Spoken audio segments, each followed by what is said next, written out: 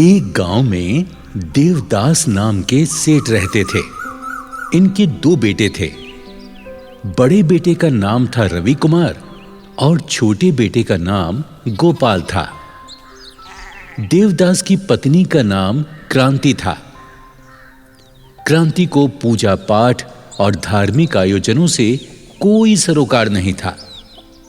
पूजा पाठ ना वो खुद करती थी और ना ही घर में किसी को करने देती। बड़ा बेटा शादी योग्य हो गया तो उसकी शादी पास के ही गांव से धर्मदास की पुत्री से कर दी गई। जिस लड़की से शादी हुई वो भगवान शिव की भक्तिन थी। जब बहू घर में आई तो सास क्रांति उसको अपने ही अनुसार कार्य करने की सलाह देती। बहू का नाम था सत्या देवी। तो सत्या का नियम था कि सुबह उठकर स्नान करती और शिव जी की पूजा करके ही कोई काम शुरू करती।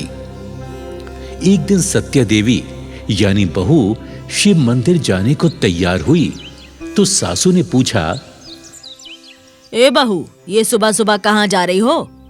माँ जी, मैं शिव मंदिर जा रही हूँ। क्या तू शिव की पूजा करती है? हाँ माँ जी, मैं शिव जी को जल चढ़ाकर ही कोई कार्य करती हूँ। मैं बचपन से ही शिव जी की पूजा भक्ति करती हूँ। मेरा ये नियम मेरे मायके से ही है। अरे वो तेरा मायका है, ये तेरा ससुराल है। यहाँ वो ही होगा जो मैं चाहूंगी। कोई जरूरत नहीं है मंदिर जाने की। हमारे यहाँ कोई पूजा पाठ और किसी देवता पर विश्वास नहीं करते। यहाँ कोई पूजा पाठ नहीं होगा, समझी? तभी ससुर देवदास आ पहुंचे। अरे क्रांति, क्यों बहू को डांट रही हो? सुनो जी, गजब हो गया। मेरे तो भाग्य फूट गए ऐसी बहू पाके। क्यों, क्या किया बहू ने? अरे तुम्हारी लाडली बहू शिव की पूजा करने मंदिर जा रही है। रोको इसे, हमें पूजा पाठ पर भरोसा नहीं है। अरे भाग्यवान, अरे तुझे पूजा पाठ पर भरोसा नहीं है तो बहू को तो जाने दे। उसकी अपनी भावना है, शिव के प्रति श्रद्धा है। नहीं जी, मैं बहू को पूजा पाठ करने की अनुमति नहीं दूंगी। आज ये शिव के मंदिर जाएगी, कल मेरे बेटे को भी पुजारी बना देगी। अरे क्यों अपनी सोच दूसरे पर थोप रही हो? जाओ बहू जाओ, तुम शिव मंदिर जाओ। ससुर के कहने पर सत्या देवी शिव मंदिर चली जाती है। शिव को जल फूल चढ़ाकर, हाथ जोड़कर शिव को अपनी व्यथा सुनाती है। हे शिव शंभु भोलेनाथ, मेरी सास को सद्बुद्धि दो। वो मुझे आपकी पूजा करने से रोकती है। आप तो अच्छी तरह जानते हो मैं आपकी पूजा किए बिना कोई कार्य नहीं करती हूँ। हे शंभु, मेरी रक्षा करो। जय हो शिव शंकर भोलेनाथ, जय हो शिव शंकर भोलेनाथ। जब बहू मंदिर से घर लौट कर आई तो देखती है कि उसकी सास छाती पीट पीट कर रुदन कर रही थी। हाय हाय, इस बहू ने मेरे घर का सत्यानाश कर दिया। मेरा बेटा भी मेरी बात नहीं मानता। अरे वो तो बहू के कहने पर ही चलता है। हाय हाय, अब मैं क्या करूं? माँ जी, मैं शिव जी की पूजा अर्चना ही तो करती हूँ, इसमें बुरा ही क्या है? शिव शंकर भोलेनाथ एक ऐसे देव हैं जो बड़े ही दयालु हैं। अपने भक्तों के घर में सदा आनंद ही आनंद करते हैं। चल चुप रह, मुझे ज्ञान मत दे।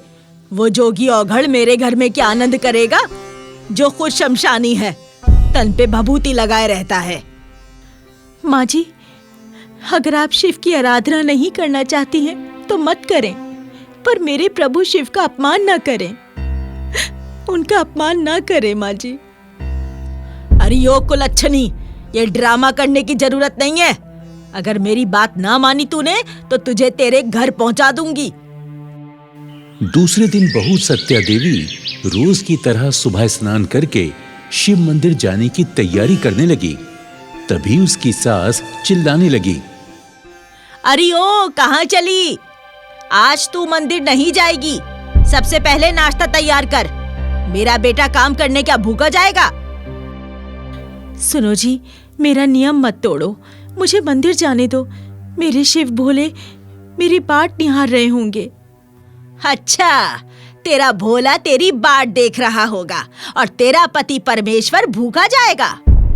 अरे भाग्यवान, मैंने कितनी बार कह दिया, बहू को पूजा पाठ के लिए मत रोको, उसे जाने दो। जा बहू, तू पूजा करने, देर मत कर। बहू मंदिर चली जाती है। उधर सास अपने बेटे को भड़काने लगती है। देख बेटा, ये बहू ऐसे नहीं मानेगी, इसे इसके पीहर छोड़ा। माँ, अभी एक बार इसे और मौका दो। अगर अब की बार हमारी बात नहीं मानेगी तो फिर मैं वैसे ही करूंगा जैसा तुम कहोगी। बहू मंदिर से वापस आकर अपने घर का काम निपटाने लगी। वो सोच रही थी, कल शिवरात्रि है, मुझे व्रत की तैयारी करनी है। हे शंभू, मुझे शक्ति देना, मैं हर साल की तरह इस साल भी आपका व्रत पूरा कर सकूं।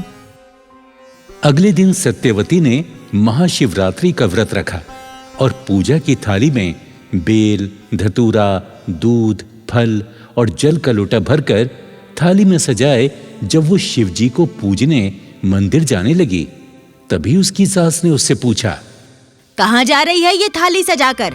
माँ जी, आज महाशिवरात्रि है, मैं भोलेनाथ को बेल, फूल, धतूरा, दूध, जल चढ़ाने जा रही हूँ। सास क्रोधित होकर बोली, खबरदार, जो उस औघड़ योगी को पूजा तूने, या तो इस घर में तू ही रहेगी या मैं। चल, थाली अंदर रख और खबरदार जो घर से बाहर पैर निकाला तो। सासू माँ, आज महाशिवरात्रि का पावन पर्व है। आज के दिन भोलेनाथ अपने भक्तों की मनोकामना पूर्ण करते हैं। मैं भी भोलेनाथ से अपने पति देव के लिए नौकरी और संतान का वर मांगूंगी। शिवजी अवश्य ही आज के दिन मनोकामना पूर्ण करेंगे। आज मुझे मंदिर जाने से ना रोकिए माँ जी। मैंने बड़ी श्रद्धा से भोलेनाथ का व्रत रखा है। अगर मैं शिवजी की पूजा नहीं कर पाई तो मैं अपने को कभी क्षमा नहीं कर पाऊंगी। सासू माँ, मैं आपके आगे हाथ जोड़ती हूँ, मुझे जाने दो। बहू की विनती का सास पर कोई असर नहीं हुआ और वो अपनी जिद पर अड़ गई। तू शिव मंदिर नहीं जाएगी, ये मेरी जिद है। चल अंदर चल। मैंने कहा ना, तू नहीं जाएगी तो नहीं जाएगी। चल चल अंदर चल। तेरी हिम्मत कैसे हुई बाहर निकलने की? आज तू नहीं जाएगी। चल, रह यहाँ पर। माँ जी, मुझे जाने दीजिए माँ जी। माँ जी, ऐसा मत करिए माँ जी। माँ जी, मुझे आज के लिए जाने दीजिए मुझे माँ जी। और बहू गिड़गिड़ाती रही। सास ने बहू को कमरे के अंदर धकेलकर बाहर से दरवाजे की कुंडी लगा दी। जैसे ही सास आंगन की ओर झुंझलाकर निकली, आंगन में पानी फैला हुआ था। सास का पांव फिसल गया और वो जोर से पछाड़ खाकर गिर पड़ी। एक जोर सी चीख के साथ सासू की सांसें थम गईं। घर के सारे लोग दौड़कर आ गए। रोना धोना शुरू हो गया। तभी बेटा रवि वहां आया और मौका देख अपनी पत्नी को दोष देने लगा। अरे मां, अरे देख देख, तेरी बदौलत मेरी मां मर गई। अरे तू हत्यारिन है तू। अब बोल, तू अपने भोलेनाथ से, अगर वो भगवान है तो मेरी मां को जीवित कर दे। ओ मां, मेरी अच्छी मां। अरे बहू को बाहर निकालो, किसने इसे कमरे में बंद किया? जैसे ही बहू बाहर आई तो अपनी सास को देखकर हक्का बक्का रह गई। वो दौड़ी और शिव मंदिर पहुंची और भोलेनाथ से प्रार्थना करने लगी। हे भोलेनाथ शिव शंभू, आपने ये क्या किया? आज के दिन आप सबको खुशहाली देते हो और मेरी पूजा का फल मेरे घर में शोक से भर दिया। हे महाकाल, काल को वश में करने वाले, मेरा ये दोष दूर करो। मेरी सासू को जीवन दान दे दो, वरना दुनिया का आप पर से विश्वास हट जाएगा। हे देवों के देव महादेव, मेरी विनती स्वीकार कर लो। यदि आपने मेरी सास को जीवित नहीं किया तो तेरी चौखट पर सर पटक पटक कर अपने प्राण दे दूंगी। बहू भोलेनाथ के चरणों में अपना सिर पीटने लगी। तभी भोलेनाथ ने अपनी किरणों से उसकी सांस को जीवन दान दे दिया। वहां खड़े सारे लोग चकित हो गए। सासू मां ने आंखें खोली तो तमाम लोग खड़े हुए थे। सासू ने पूछा, आप लोग यहाँ इकट्ठे क्यों हो? क्या हुआ? अरे भाग्यवान, तुम मृत्यु को प्राप्त हो गई थी। अचानक तुम्हें प्राण दान मिले हैं। ये मेरी बहू की पूजा का ही फल है। कहाँ है मेरी बहू सत्या? बहू, बहू, अरे कहाँ है मेरी बहू? तुम्हारा ये हाल देखकर लगता है वो शिव मंदिर गई हुई है। अरे उसी की आराधना का ये फल है। अरे देर क्यों कर रहे हो? चलो चलो, मंदिर चलकर भगवान शिव से क्षमा याचना करते हैं। चलो चलो। सभी लोग शिव मंदिर पहुंचे। वहां बहू को शिव के चरणों में बेहोश देखकर सासू मां ने उसे अपनी गोदी में उठा लिया।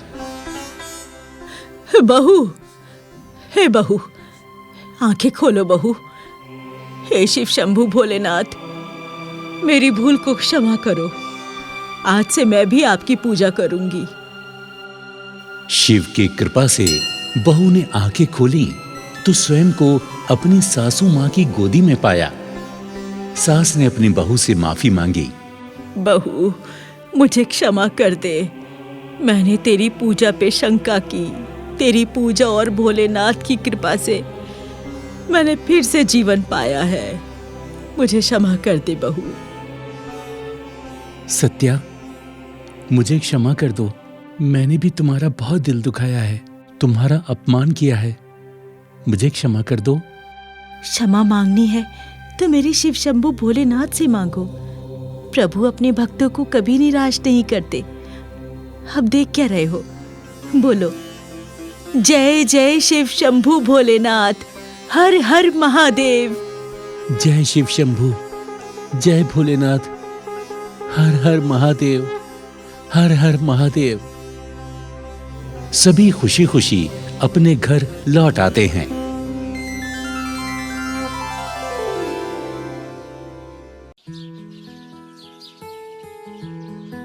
रामपुर गांव में रेखा अपने पति हेमंत और अपनी बेटी के साथ रहा करती थी। रेखा बहुत ही धार्मिक विचारों वाली महिला थी।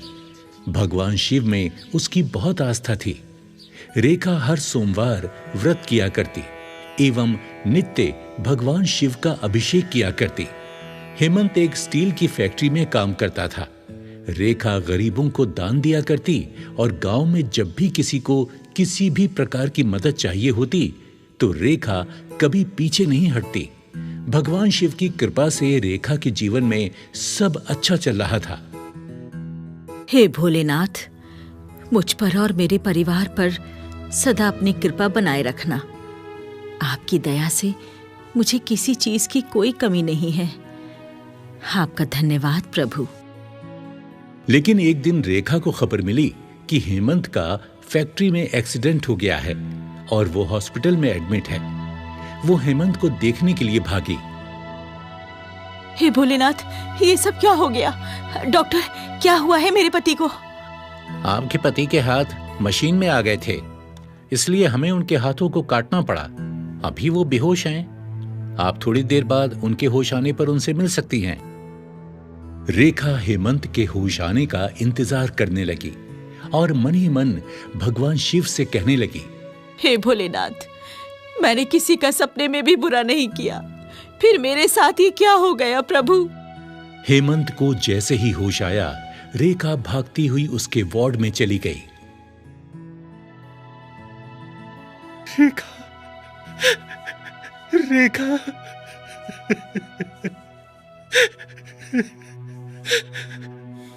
मेरे हाथ, मेरे हाथ, ये क्या हो गया रेखा? इससे तो मैं मर ही जाता तो अच्छा होता।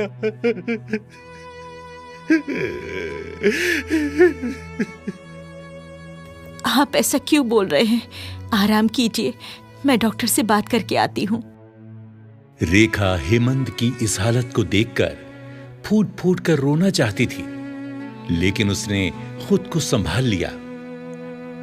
कुछ दिनों बाद हेमंत को हॉस्पिटल से छुट्टी मिल गई और रेखा उसे घर ले आई। रेखा और हेमंत की बेटी भी हेमंत को इस हाल में देखकर बहुत दुखी थी। हेमंत के दोनों हाथ कट जाने से घर के हालात दिन प्रतिदिन खराब होने लगे, लेकिन रेखा ने अपने ऐसे मुश्किल दिनों में भी अपने धार्मिक नियम नहीं तोड़े। पहाड़ जैसे दुख भी रेखा की भक्ति को हिला नहीं पाए। घर में पैसों की तंगी थी, इसलिए रेखा ने घर में ही सिलाई बुनाई का काम शुरू कर दिया। अब इसी काम से रेखा को हेमंत और अपनी बेटी को पालना था। रेखा, रेखा मुझे माफ कर दो। मेरी वजह से तुम्हें कितना कुछ सहना पड़ रहा है। मैं चाहकर भी कुछ नहीं कर पा रहा हूं। रेखा, मुझे माफ कर दो, माफ कर दो। आप ऐसा क्यों सोचते हैं? अगर मेरी हालत ऐसी होती तब आप भी तो वही करते ना जो मैं कर रही हूँ। भगवान शिव की यही मर्जी होगी। आप ज्यादा चिंता मत किया करो। समय बीतने लगा और रेखा की बेटी बड़ी हो गई। हेमंत अब काफी बीमार रहने लगा था। रेखा गांव की लड़कियों को भी सिलाई सिखाना शुरू कर देती है, पर रेखा और हेमंत अब दोनों ही बुजुर्ग हो चुके थे। सिलाई के काम से घर और दवाइयों का खर्च बड़ी मुश्किल से निकलता था। हेमंत और रेखा को अब अपनी बेटी की शादी की चिंता सताने लगी थी। हे भोलेनाथ, आप तो मेरी स्थिति के बारे में सब कुछ जानते हैं। अपनी कृपा बनाए रखना। रेखा की बेटी भी रेखा की ही तरह बहुत धार्मिक थी। वो रोज भगवान का अभिषेक करने मंदिर जाती। रेखा की बेटी बहुत संस्कारी और गुणी थी। एक दिन मंदिर के पंडित जी रेखा के घर आए। पंडित जी, आप आइए आइए, अंदर आइए। कहिए कैसे आना हुआ? रेखा बेटी, तुम्हारी बेटी के लिए एक बहुत बड़े घर से रिश्ता लाया हूं। बहुत बड़े कारोबारी हैं। पंडित जी, आप तो मेरे घर के हालात जानते हैं। मैं इतने बड़े घर में अपनी बेटी की शादी कैसे करूंगी? ना रेखा बेटी, उन्हें कुछ नहीं चाहिए। अरे तुम्हारी बिटिया कितनी गुणी है, ये तो पूरा गांव जानता है। बस शीघ्र ही तुम और हेमंत हाँ कह दो तो लड़के वालों से मिलकर तारीख पक्की कर देता हूं। रिश्ता अच्छा था तो रेखा और हेमंत ने अपनी बेटी की शादी के लिए हामी भर दी। देखते ही देखते शादी का दिन आ गया। रेखा खुशी से भगवान शिव के चरणों में गिर गई। हे शिव शंभू, मैंने आज तक आपसे कभी कुछ नहीं मांगा, पर आज आपसे कुछ मांगना चाहती हूँ। हे प्रभु, मैं चाहती हूँ मेरी बेटी की शादी में आप शामिल हों। प्रभु, मेरी लाज रखना। मेरी भक्ति की कसौटी है। आज मेरे पास बारात के स्वागत के लिए भी कुछ नहीं है। प्रभु, आप ही देखो ये शादी कैसे होनी है। रेखा जैसे ही भगवान शिव की आराधना करके बाहर आई तो उसने देखा कि बाहर बारात के स्वागत की तैयारी बड़ी धूमधाम से हो रही है और रेखा भी शादी के सुंदर जोड़े में गहनों से सजी हुई है। अभी तो थोड़ी देर पहले यहाँ कुछ भी नहीं था, फिर ये चमत्कार कैसे हो गया? भोलेनाथ, ये सब जरूर आपने किया है। आप ही की कृपा है ये सब। थोड़ी ही देर में बारात भी आ गई और शादी की विधि शुरू हो गई। हर कोई अचंभित था कि रेखा और हेमंत ने इतना अच्छा प्रबंध कैसे किया होगा। जब कन्यादान की बारी आई तो हेमंत अपने कटे हाथों को देखकर रो पड़ा और रेखा मन ही मन शिव शंभू का ध्यान कर रही थी कि तभी वहां भगवान शिव माता पार्वती के साथ प्रकट हुए और बोले, पुत्री, मैं तुम दोनों पर बहुत प्रसन्न हूं। तुम दोनों ने निस्वार्थ मेरी भक्ति की है। मांगो, क्या मांगना चाहते हो? हे प्रभु, मैं सिर्फ इतना चाहता हूं कि आप मेरी बेटी का कन्यादान अपने हाथों से करें, तो प्रभु हम धन्य हो जाएंगे। हे भोलेनाथ, ये बिल्कुल ठीक कह रहे हैं प्रभु। भोलेनाथ ने रेखा की बेटी का कन्यादान करके उन दोनों की इच्छा पूरी कर दी। रेखा और हेमंत की बेटी का कन्यादान मां पार्वती और भोलेनाथ के हाथों से हुआ। बारात की आवभगत में शिव जी के आशीर्वाद से कोई कमी नहीं रही। शादी बहुत ही अच्छे तरीके से संपन्न हो गई। मां पार्वती ने रेखा और हेमंत का भोलेनाथ पर अटूट विश्वास देखकर हेमंत के हाथ पुनः ठीक कर दिए और उन्हें आशीर्वाद देकर दोनों अंतर्ध्यान हो गए। कहते हैं, अगर हमारी आस्था सच्ची है और विश्वास सच्चा है तो ईश्वर हम पर अपनी कृपा दृष्टि बनाए रखते हैं। रेखा ने हमेशा दूसरों की सहायता की, कितने कष्ट उठाए, लेकिन उसने हमेशा भगवान के प्रति अपनी श्रद्धा को कम नहीं होने दिया और भगवान ने उसे उसी की इस भक्ति का फल भी दे दिया।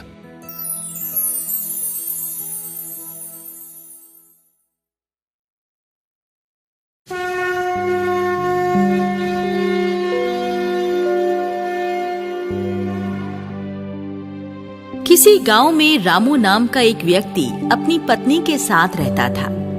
रामू फल बेचने का काम करता था। रामू की पत्नी सावित्री लोगों के कपड़े सिला करती थी।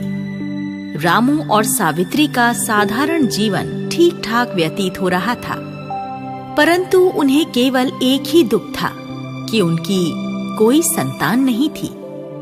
गांव के लोग सावित्री को बहुत ताने मारते थे। वो ताने सुन सुनकर बहुत दुखी होती थी और ईश्वर से कहती, हे भगवान, आप मुझसे किस बात का बदला ले रहे हैं?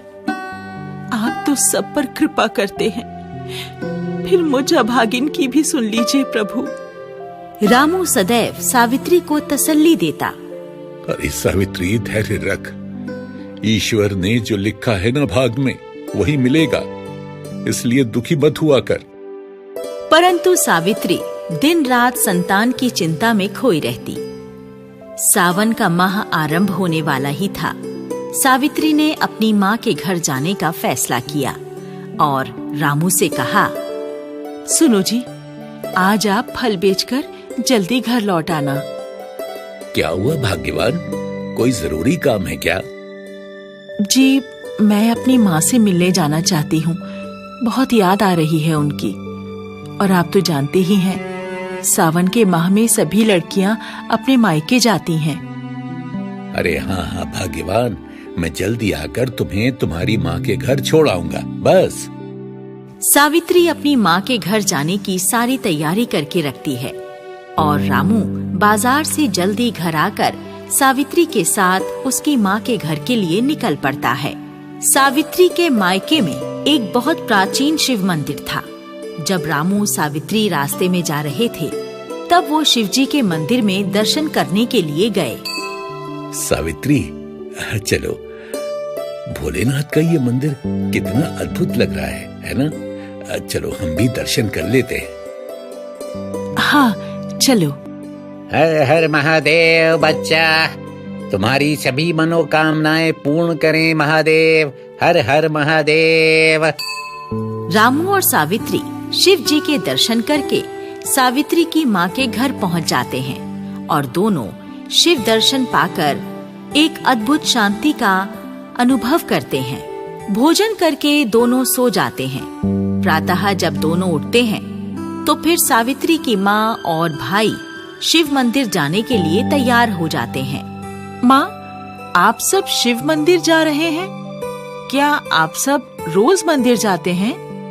बेटी, हम तो भोले बाबा का अभिषेक करके ही अपनी दिनचर्या शुरू करते हैं। तेरे पिता के जाने के बाद उन्हीं के आशीर्वाद से हमारा गुजारा चल रहा है। और तेरी भाभी तो हर साल सावन के सोमवार का व्रत करती है। माँ, मुझे भी ये व्रत करना सिखाओ। भाभी, ओ भाभी, मुझे भी बताओ ना, इस व्रत को करने की विधि क्या है? अरे सावित्री, रख लेना व्रत। पहले तुम और रामू तैयार हो जाओ, कुछ खा लो। क्यों ना तुम भी आज हमारे साथ मंदिर चलो, कल से सावन शुरू हो रहे हैं। मैं तुम्हें व्रत का सारा विधान समझा दूंगी। रामू और सावित्री एक बार फिर मंदिर पहुंच जाते हैं। दोनों सबके साथ भोले बाबा का अभिषेक करते हैं और भगवान भोलेनाथ के सावन के सोमवार के व्रत रखने का मन बना लेते हैं। सावित्री अपनी भाभी से व्रत का विधान बताने को कहती है। देख सावित्री, भोले बाबा तो बहुत भोले हैं। उनके व्रत का विधान भी अत्यंत साधारण एवं सरल है। जो भी भक्त उनका व्रत सच्ची श्रद्धा से करता है, उनकी कृपा उस पर हो जाती है। इस व्रत का कोई खास नियम नहीं है, किंतु ये आवश्यक है कि दिन रात में केवल एक ही समय भोजन करो और प्रातः व्रत आरंभ कर शिव पूजन एवं शिव कथा सुनो। ये व्रत सभी मनोकामनाओं को पूर्ण करने वाला है। भाभी, मैं इस व्रत को अवश्य करूंगी। सावित्री, मैं भी तुम्हारे साथ सावन के सोमवार का व्रत पूरे विधि विधान से करूंगा। क्या पता भोले बाबा हमारे भाग्य की रेखा पर तरस खाकर उसे बदल दे। हमें संतान का सुख मिल जाए। दोनों मिलकर सावन के पहले सोमवार का व्रत रखते हैं। दोनों ही भोले बाबा के मंदिर जाकर विधि विधान से पूजन करते हैं एवं शिव कथा का श्रवण करते हैं। वो प्रत्येक सोमवार ऐसे व्रत का निर्वाह करना प्रारंभ करते हैं और यही कामना करते हैं कि उन्हें एक संतान की प्राप्ति हो जाए। दोनों के भक्ति भाव देखकर पार्वती जी शिव जी से कहती हैं, स्वामी, ये दोनों आपकी भक्ति कितनी श्रद्धा से कर रहे हैं। आपको इनकी मनोकामना पूर्ण करनी चाहिए। तभी वहाँ नारद मुनि आ जाते हैं और कहते हैं, नारायण नारायण, माँ पार्वती और भोले बाबा को नारद का प्रणाम। कहो नारद, कैसे आना हुआ? नारायण नारायण प्रभु, मैं आपकी आज्ञा से सावित्री और रामू की परीक्षा लेना चाहता हूँ। इससे ये सिद्ध हो जाएगा कि वो आपके वरदान के योग्य है भी या नहीं। हाँ प्रभु, अगर नारद मुनि आपके भक्तों की परीक्षा लेना चाहते हैं तो ठीक है। नारद मुनि सावित्री और रामू की परीक्षा लेने के लिए पृथ्वी पर पहुंच जाते हैं। रामू और सावित्री का सावन का आखिरी व्रत होता है। दोनों पति पत्नी अपने व्रत का उद्यापन करने मंदिर जा रहे होते हैं और नारद मुनि एक ऋषि के भेष में उनसे मिलने पहुंच जाते हैं। अरे सावित्री और रामू, कहाँ जा रहे हो भाई? अरे उस वैरागी को मनाने मत जाओ, तुम्हें कुछ प्राप्त नहीं होगा। मेरी शरण में आओ, मैं तुम्हें संतान प्राप्ति की एक ऐसी पूजा बताऊंगा कि तुम्हारा सपना सत्य हो जाएगा। महाराज, आपने हमारे नाम कैसे जाने और हमारा उद्देश्य भी बिना बताए जान गए? कौन है प्रभु आप? हाँ महाराज, बताने की कृपा करें और ये भी बताएं कि आप हमें हमारे भोले बाबा के पास जाने से क्यों रोक रहे हैं? क्योंकि मैं जानता हूँ एक मूर्ति तुम्हें कुछ नहीं दे सकती, किंतु मैं अपनी शक्ति की विद्या से तुम्हारा सपना साकार कर सकता हूँ। रामू और सावित्री पहले तो बहुत सोच विचार करते हैं, फिर ऋषि से कहते हैं, ऋषिवर, हमें क्षमा करें। हम भोले बाबा के नाम का व्रत कर रहे हैं। अगर उन्हें कृपा करनी होगी, हमें संतान अवश्य प्राप्त होगी। हम और किसी की पूजा नहीं कर सकते। अरे मैंने तुम्हें बताया ना कि ये बैरागी तुम्हें कुछ नहीं दे सकता। तुम व्यर्थ ही इसकी पूजा करके अपना समय बर्बाद कर रहे हो। मेरे द्वारा बताए गए उपाय करोगे तो फिर देखना क्या चमत्कार होता है। ऋषि महाराज, हमारे भोले बाबा वैरागी अवश्य है, परंतु वो अपने भक्तों पर दया अवश्य करते हैं। हाँ, हम पर वो अपना आशीर्वाद जरूर बरसाएंगे और बाकी हमारा भाग्य है। महाराज, आपको कुछ देना ही है तो अपना आशीर्वाद दीजिए कि हम अपना व्रत पूरा कर सकें।